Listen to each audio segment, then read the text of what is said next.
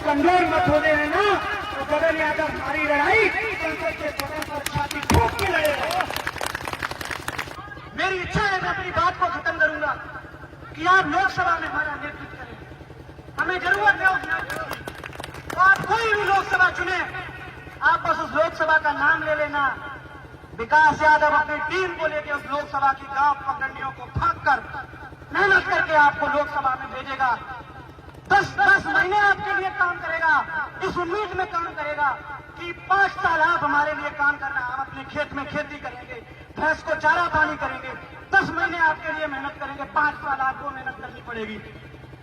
अभी पीछे कहा वक्ताओं ने कि आप लोकसभा में जरूर आए, तो मैं भरोसा दिलाकर चाहता हूं कि लोकसभा में आने का हमारा उद्देश्य ये नहीं कि हम सांसद कहलाए जाएंगे, बल्कि उद्देश्य ये है कि आप लोगों की लड़ाई को हम मजबूती से बैठकर कलम की ताकत के साथ उस सदन में लड़ पाएंगे।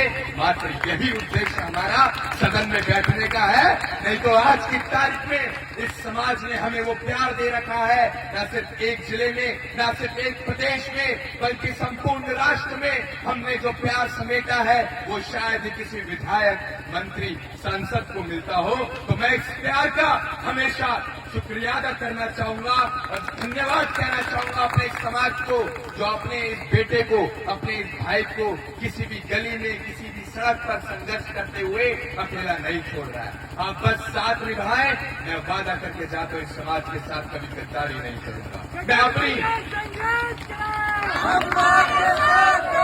मैं अपनी झोली भरने के लिए नहीं आया हूं, मैं आप लोगों के अपनी झोली खाली करके दिखा सकता हूं। बस आप एक बार भरोसा करके देखना, इंतजार मत करना गगन को परखने का कि जब इसकी दाढ़ी के बाल सफेद होंगे तब तक इसको हम देखेंगे कि ये कितना संघर्ष करता है।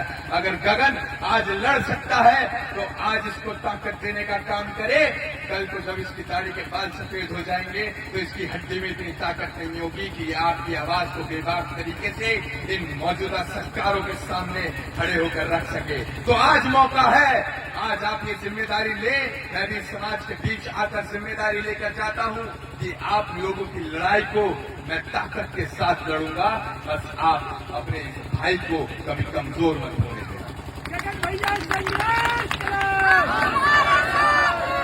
मैं समाज से बड़ा किसी को नहीं समझता, मैं समाज से बड़ा किसी नेता को नहीं समझता हूं, मैं समाज से बड़ा प्रधानमंत्री को भी नहीं समझता हूं। अगर किसी रोज प्रधानमंत्री भी हमें बुलाएंगे तो मैं वादा करता हूं, मैं सबसे पहले अपने समाज से पूछूंगा, बताओ जाऊं या यहीं बैठा रहूं। मैं आपसे पूछने आऊंगा।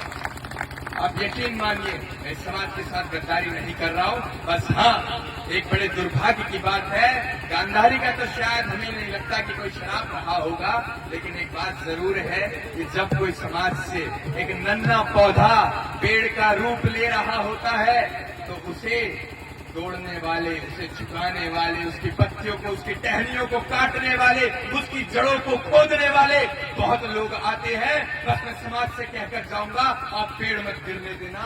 ये पेड़ आपको बहुत सारे फल देगा आने वाले समय में। कहते हैं कि सलामत रहे मेरी हिम्मत, ये एक चिराग गई आंखों पर भारी है।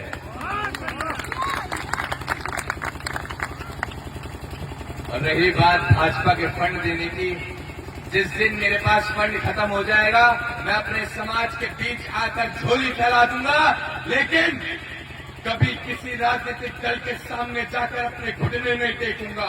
ये भरोसा दिलाकर चाहता हूं।